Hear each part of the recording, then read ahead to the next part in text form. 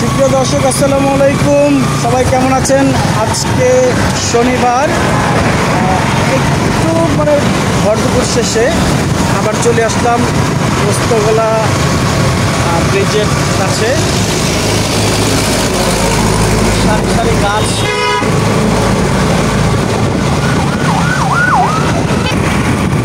আজকেও শনিবারে মোটামুটি রাস্তাটা ফাঁকা দেখাচ্ছি। ফাঁকা রাস্তায় কিন্তু যাতায়াত করা খুবই মজার এবং ভালোই লাগে।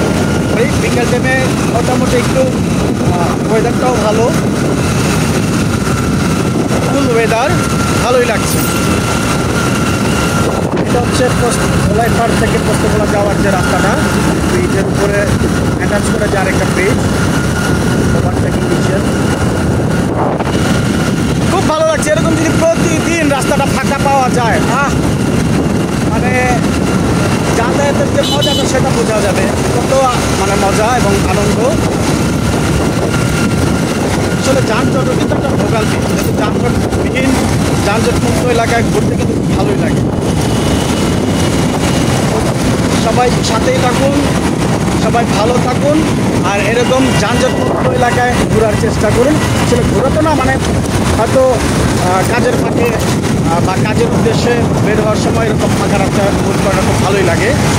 আর মাঝখানে কিন্তু সারি সারি অনেক গাছ। ধন্যবাদ সবাইকে।